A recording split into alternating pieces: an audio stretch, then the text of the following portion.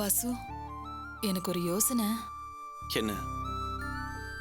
ரஞ்சித் எப்போ என்ன உதவி வேணும்னாலும் கேளுங்கன்னு உங்ககிட்ட கார்டு கொடுத்தாருல, நாம ஏன் அவரை காண்டாக்ட் பண்ணக்கூடாது? இத பாரு, எதேச்சியா அவரை வழியில பார்த்தோம். அவரும் ஃபார்மாலிட்டிக்காக கார்டு கொடுத்தாரு. அதுக்காக அவர்கிட்ட போய் உதவியெல்லாம் கேட்டுட்டு இருக்க முடியுமா? இதுல என்ன தப்பு இருக்கு வாசு? நாம ஒன்னும் பிச்சை கேட்கலையே. பொருளாதார ரீதியா ஏதாவது ஹெல்ப் பண்ண முடியுமான்னு கேட்போம். நம்ம நிலைமை சரியானதும் திருப்பி கொடுத்துருவோம். இந்த காலத்துல எல்லா மனுஷங்களும் ஒருத்தரை ஒருத்தர் நம்பித்தானே வாழ்ந்துட்டு இருக்கோம். அது மட்டும் இல்ல, அவர் வாழ்க்கைக்கு நீ எவ்வளவு பெரிய உதவி பண்ணிருக்க. அவர் வைஃப் பேசும்போது கூட உங்களுக்கு ரொம்ப கடமைப்பட்டிருக்கோன்னு சொன்னாங்கல்ல. இல்ல ரேவதி, அவங்க வாழ்க்கைக்கு நான் எவ்வளவு பெரிய உதவி செஞ்சிருந்தாலும் அதுல என்னோட சுயநலமும் இருந்ததில்ல. நீ நானும் சேர்ந்து வாழ்றதுக்காக தானே நான் உங்களுக்கு இந்த மாதிரி ஹெல்ப் பண்ணேன். கரெக்ட் தான். சுயநலத்தோட நீ செஞ்ச காரியமா இருந்தாலும் இன்னைக்கு தான் பொண்டாட்டி புள்ளையோட ரொம்ப சந்தோஷமா தானே இருக்காரு. முன்னாடி எல்லாம் செய்யக்கூடாத வேலையெல்லாம் யோசிக்காம செஞ்ச. இன்னைக்கு ஒரு நல்ல காரியம் செய்யறதுக்கு இப்படி யோசிக்கிறியே வாசு? நான் எப்பவோ செஞ்ச தப்பு காலத்துக்கு என்ன இப்படி காயப்படுத்திக்கிட்டே இருக்கோம்ல. ஐயோ சாரி வாசு, உன்னை ஹர்ட் பண்றதுக்காக நான் இப்படி எல்லாம் பேசல. வாய் தவறி சொல்லிட்டேன்.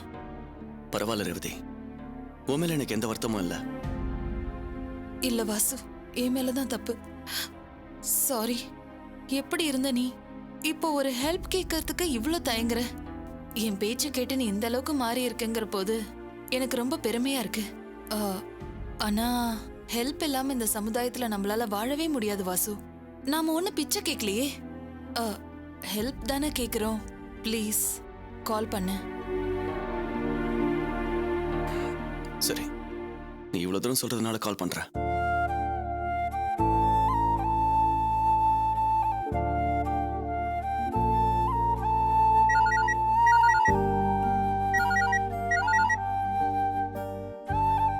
ஹலோ.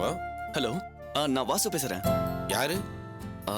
ரஞ்சித், நான் வாசு, ரேவதியோட ஹஸ்பண்ட். காலையில கூட நம்ம மீட் பண்ணோமே. ஹே வாசு, சாரி சாரி சாரி, நான் ஒரு டென்ஷன்ல இருந்தேன். அதான் நீங்க எனக்கு ஸ்ட்ரைக் ஆகல. சொல்லுங்க. சாரி, உங்களை நான் டிஸ்டர்ப் பண்ணிட்டேனா? பரவாயில்ல வாசு, சொல்லுங்க. உங்ககிட்ட சொன்னல, வேலை இல்லாததால கொஞ்சம் எக்கனாமிக்கலா சிச்சுவேஷன் பேடா இருக்கு. அதான் உங்களை பார்த்து ஏதாவது ஹெல்ப் கேட்கலாமேன்னு. சாரி வாசு, நானே ஒரு டென்ஷன்ல இருக்கேன். என்னன்னா, எனக்கு ஒரு ப்ராப்பர்ட்டி இருக்கு, கிட்டத்தட்ட 2.5 கிரவுண்டு, வர்த் அபவுட் 3 crores. அதில் ஸ்விம்மிங் பூல், லான் எல்லாமே இருக்கு. அதை நான் விற்கணும்னு பார்க்குறேன். ஏன்னா பிஸ்னஸ்க்கு கொஞ்சம் ரொட்டேஷனுக்கு பணம் தேவைப்படுது. ஆனால் அதை 1.5 கோடி ரூபாய் கேட்குறாங்க. ஸோ நான் டென்ஷனில் இருக்கேன்.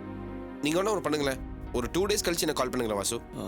Okay Ranjith, no problem. நான் ஒரு 2 நாள் கழிச்சு உங்களுக்கு ஃபோன் பண்ணுறேன். தேங்க்யூ. என்னாச்சு வாசு? ரஞ்சித் வேற ஏதோ டென்ஷனில் இருக்காப்புல. பிஸ்னஸ்க்காக அவருக்கு சொந்தமான வீடை விற்கணுங்கிற டென்ஷனில் இருக்காராம். 3 கோடி ரூபாய் கோட் பண்ணுறாரு. ஆனால் வர பார்ட்டிலாம் 1.5 கோடி ரூபாய் தான் கேட்டுட்டு இருக்காங்களாம். ஸோ அந்த டென்ஷனில் இருக்காரு. ஒரு 2 நாள் கழிச்சு கால் பண்ணுங்கன்னு சொல்லியிருக்காரு. அவர் தான் 2 நாள் கழிச்சு ஃபோன் பண்ணுன்னு சொல்லியிருக்காருல்ல. அவர் சொன்ன மாதிரியே ஃபோன் பண்ணிட்டு போய் பாரு. நிச்சயமா நல்லதே நடக்கும் வாசு. சரி. ரேவதி, ஒரு காஃபி போட்டு கொண்டு வாயேன். சரி வாசு.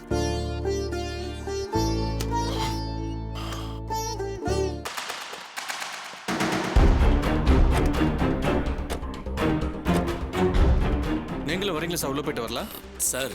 இந்த நிலைமையில இவங்களை எப்படி சார் விட்டு வர முடியும்? நீங்க போய் விசாரிச்சிட்டோங்களேன் சார். நான் அதுக்கு தான் சென்னையிலேயே சொன்னேன், அவங்கள இல்லத்திலேயே விட்டுட்டு வாங்க, நாம மட்டும் போயிட்டு வரலான்னு. நீங்க தான் விடாப்படியா வண்டியில ஏற்றி கூட்டிட்டு வந்துட்டீங்க. வண்டியில வர்றப்போ அவங்க புலம்பல என்னால கேட்க முடியல சார். சாரி சார், நீங்க தப்பா எடுத்துக்க வேண்டாம். நான் விடாப்படியா அவங்களை கூட்டு வந்தது காரணமே இது ஒரு ட்ரீட்மெண்ட்டா அவங்களுக்கு இருக்கணுன்றதுக்காக தான். கொஞ்சம் சிரமம் பார்க்காம போய் விசாரிச்சுட்டு வாங்க சார். உங்களை நினைச்சாலும் எனக்கு பாவமா தான் சார் இருக்கு. அவங்களுக்கு உறவுக்காரங்கன்னு வேற யாரும் இல்ல. கணவனை கைவிட்ட நிலையில தெரிஞ்சவர் அப்படிங்கிற முறையில நீங்க அவங்களுக்கு எவ்வளவோ உதவி பண்றீங்க. இதெல்லாம் நினைச்சு பாக்குறப்போ ரியலாவே உங்க மேல எனக்கு தனி மரியாதை வருது சார். நான் விசாரிச்சுட்டு வரேன். வாங்கயா.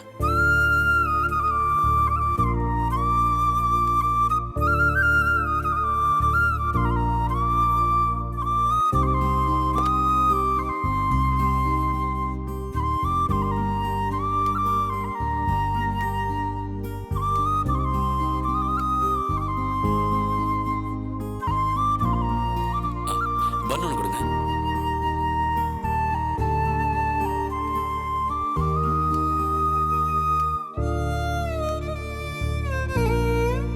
அர்ச்சனா மேடம், அர்ச்சனா மேடம்,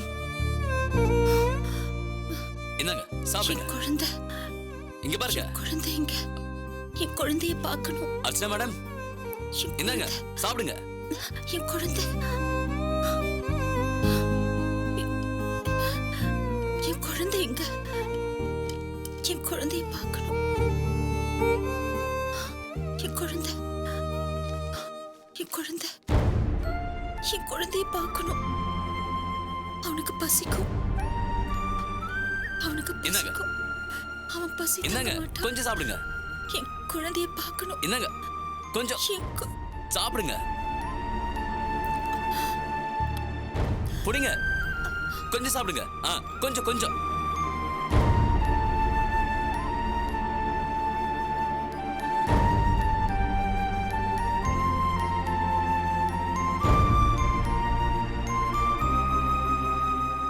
இந்தாங்க கொஞ்சம் சாப்பிடுங்க. இந்தாங்க சாப்பிடுங்க.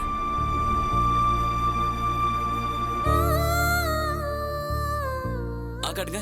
கொஞ்சம் கொஞ்சம் தான்.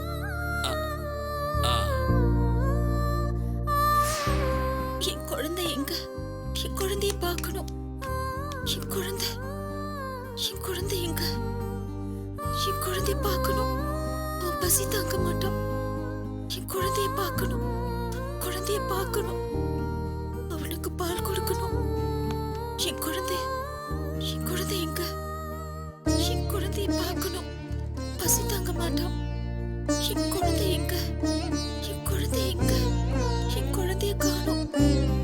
என் குழந்தை எங்க? அர்ச்சனா மேடம் பயப்படாதீங்க. குழந்தை எங்க? குழந்தை கிடைச்சிடும். குழந்தைய பார்க்கணும். குழந்தைய கண்டிப்பா பார்க்கலாம். தைரியமா இருங்க.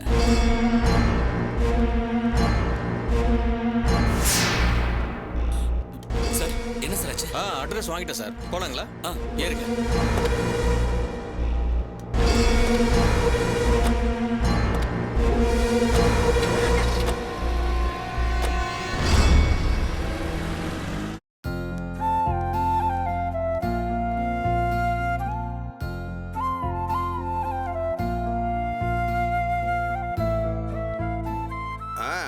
வாமா. வழக்கமா உன் மாமியார் தான் கடைக்கு வருவாங்க. இன்னைக்கு நீ வந்திருக்க? எங்க மாமியாரு காமாட்சி வீட்டு விசேஷத்துக்கு போயிருக்காங்க. அதான் நான் வந்திருக்கேன். அப்படியா? என்ன வேணும்? காய்கறியா மளிகை சாமானா? காய்கறி தான் வேணும். இந்தா நீயே பார்த்து எடுத்துக்க. ம். அடடே வாங்கண்ணாச்சு. என்ன இன்னைக்கு சீக்கிரம் வந்துட்டீங்க? ஒவ்வொரு கடையா வசூல் ஆரம்பிச்சா முடியறதுக்கு 9 மணி ஆகுது. காலையில சரக்கு போட்டுட்டு சாயங்காலம் கலெக்ஷனை வாங்குறதுக்குள்ள உயிரே போயிடுது. கலெக்ஷனுக்கு உங்க முதலாளி கிட்ட சொல்லி ஒரு ஆள் பட வேண்டியது தானே? 2 ஆள் பார்க்க வேண்டிய வேலை, சம்பளம் அதிகம் கொடுன்னு கேட்க வேண்டியது தானே? அந்த ஆள் கொடுத்துட்டு தான் மறு வேலை பார்ப்பான். சும்மா எரிச்சல் கிளப்பாதீங்க அண்ணாச்சி. பணத்தை எடுங்க. பில்லு எவ்வளோ அண்ணாச்சு? 3165 ரூபா. சரி சரி கொடுங்க. இந்த வரேன்.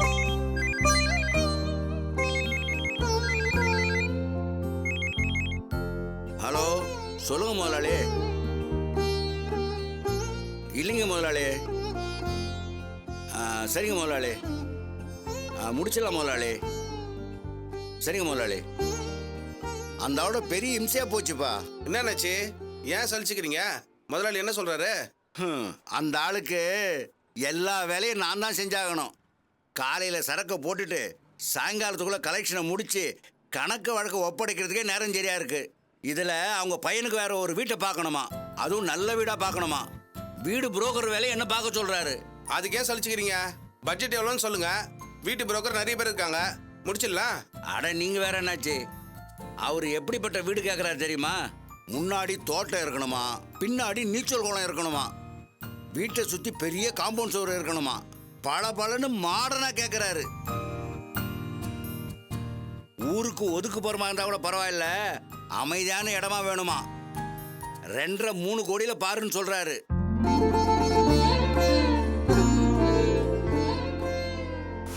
பிசினஸ்க்காக அவருக்கு சொந்தமான வீடை விற்கணுங்கிற டென்ஷன்ல இருக்காராம். 3 கோடி ரூபாய் கோட் பண்றாரு. ஆனா வர பார்ட்டிலாம் 1.5 கோடி ரூபாய் தான் கேட்டுட்டு இருக்காங்களாம். ஸோ அந்த டென்ஷன்ல இருக்காரு. ஒரு 2 நாள் கழிச்சு கால் பண்ணுங்கன்னு சொல்லியிருக்காரு.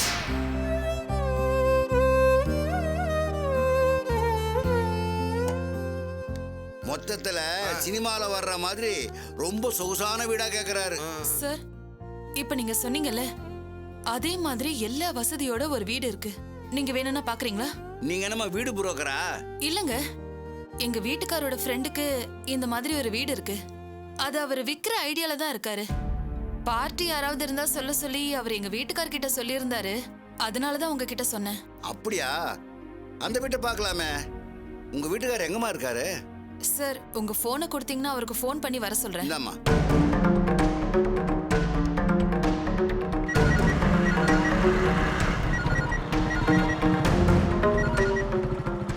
ஹலோ வாசு, நான் ரேவதி பேசுறேன். என்ன இது புது நம்பரா இருக்கு? யாருது? நம்ம வீட்டு பக்கத்துல இருக்கிற மளிகை கடையில இருந்து தான் பேசிட்டு இருக்கேன். இப்ப நீ எங்க இருக்க? நான் கொஞ்சம் வெளியே போயிட்டு இருக்கேன். நீ இப்ப உடனே கிளம்பி நம்ம வீட்டு பக்கத்துல இருக்கிற கடைக்கு வா. எதுக்கு? ரஞ்சித் வீடு விக்கிற விஷயமா உங்ககிட்ட சொல்லியிருந்தாருன்னு சொன்னல. ஆமா, அதுக்கு என்ன இப்போ? வீடு வாங்கறதுக்கு பார்ட்டி ரெடியா இருக்கு. நீ உடனே புறப்பட்டு வா. நான் அங்க வந்து என்ன பண்ண போறேன் ரேவதி? என்ன வாசு நீ? அவர்கிட்ட போய் ஹெல்ப் கேட்கறதுக்கு முன்னாடி அவருக்கு இந்த மாதிரி ஒரு ஹெல்ப் பண்ணிட்டு போய் கேட்டா அது பெட்டரா இருக்கும்ல. நீ உடனே கிளம்பி வா. சரி, வரேன் இரு. சார், இவர்தான் என் வீட்டுக்காரு. வணக்கம் தம்பி. வணக்கங்க. வீடு உங்களுக்கு தான் தேவைப்படுதா? எனக்கு இல்லை தம்பி, என் முதலாளிக்கு. வீட்டை பார்க்கலாமா? வீட்டை பார்த்துடலாம். விவரம் எல்லாம் உங்க முதலாளி கிட்ட சொல்லிடுங்க. நானும் என் பாட்டி கிட்ட பேசிடுறேன். 2 பேருக்கும் டீல் ஓகேனா உடனே முடிச்சிடலாம். அப்படியா? அவர் எங்க வர சொல்றது? வீடு எங்க? ஒன்று பண்ணுங்க, அவர் சைதாப்பேட்டை கோர்ட்டுக்கு பக்கத்தில் வர சொல்லுங்க. நான் பாட்டி அங்கே வர சொல்லிடுறேன். அங்கேருந்து நம்ம போய் பார்த்துடலாம். ஓகே, சரிப்பா. சரிங்க.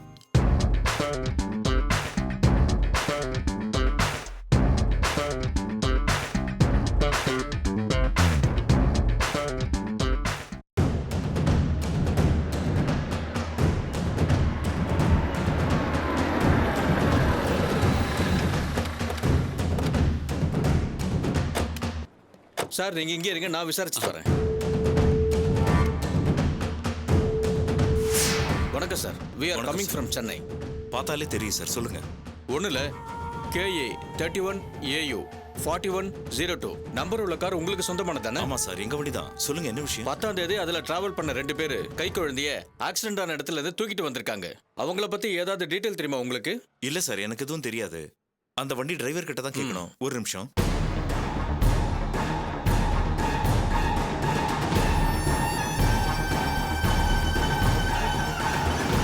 ಏ ನಾಗಪ್ಪ, ಎಲ್ಲಿದೆ ನೀನು? ಹೇ, ಬೇಗ ಬನ್ನಿಲಿ. ನಮ್ಮ ಆಫೀಸಿಗೆ ಬೇಗ ಬನ್ನಿ. ಸರಿ.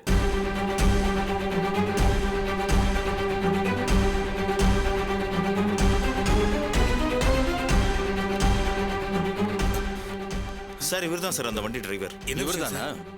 ஒன்றும் பயப்படாதப்பா. 10ஆம் தேதி சென்னைக்கு உங்க கார்ல வந்தாங்கல்ல, அந்த 2 பேரு ஆக்சிடென்ட் ஆன இடத்துல இருந்து கை குழந்தைய தூக்கிட்டு வந்துட்டாங்க. அவங்கள பத்தி ஏதாவது டீடைல் தெரியுமா உனக்கு? ஓ, அவங்களா சார்? அவங்களுக்கு குழந்தை இல்ல சார். குழந்தை வேணுங்கிறதுக்காக தமிழ்நாட்டில் இருக்கிற நவகிரக கோயிலுக்கு வந்தாங்க. வழியில ஒரு குழந்தை கிடைச்சது. அது கடவுள் கொடுத்த குழந்தை நினைச்சு எடுத்துட்டு போயிட்டாங்க sir.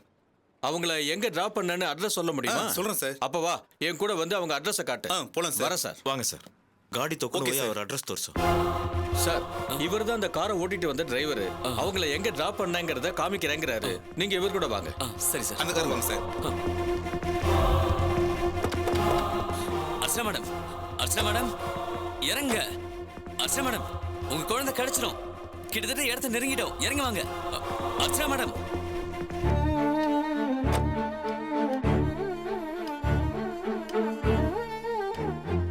Archana madam, Archana madam, இறங்குங்க. உங்க குழந்தை கிடைச்சிடும். கிட்டத்தட்ட அந்த இடத்த நெருங்கிட்டோம். இறங்கி வாங்க, இறங்கி வாங்க. வாங்க வாங்க, பார்த்து வாங்க.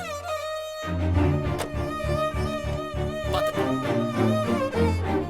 வாங்க, இப்படி வாங்க. இதோ இந்த காருக்கு வாங்க. வாங்க, உட்காருங்க. உள்ள உட்காருங்க.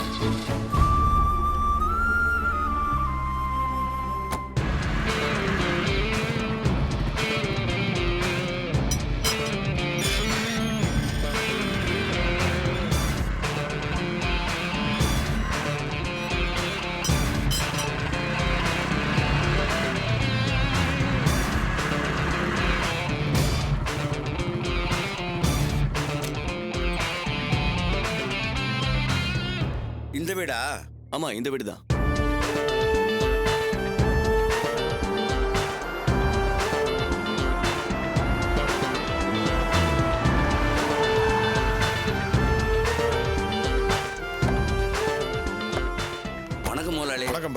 நான் சொன்ன பார்ட்டி இவர் தான்.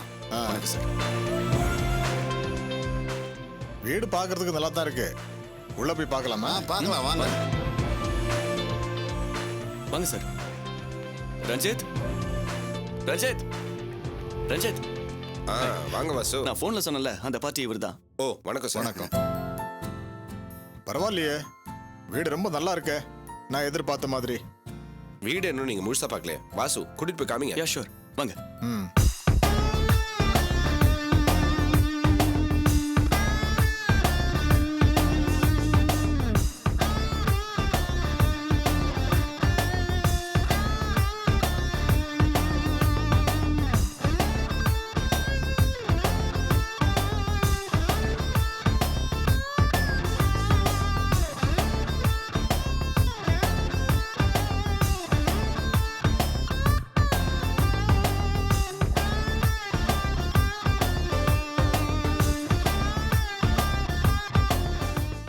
ரஞ்சித், பார்ட்டி கிட்ட நான் எல்லா டீட்டெயிலும் சொல்லிட்டேன். இதுக்கப்புறம் நீங்க பாத்துக்கங்க. ஓகே?